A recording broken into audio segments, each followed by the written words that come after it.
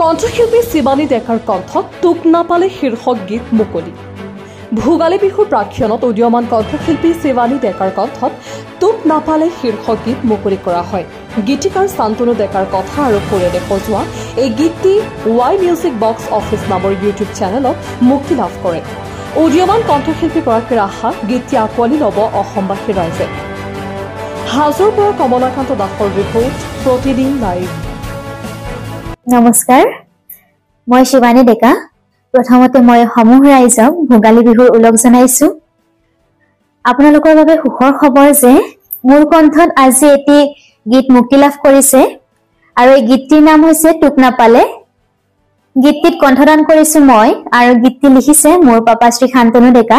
শান্তনু ৰাজা বুলি ক'লে সকলোৱে জানে আৰু গীতটি সুৰ কৰিছে মোৰ পাপা শ্ৰী শান্তনু ডেকাই আৰু গীতটিত মিউজিক কৰিছে দিগন্ত বৰা।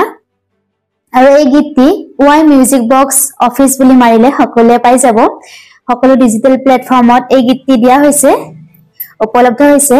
গতিকে এই গীতটি সকলোৱে চাব, সকলোৱে মৰম কৰিব, আশীৰ্বাদ দিব আৰু আগুৱাই যাবলৈ সহায় কৰিব।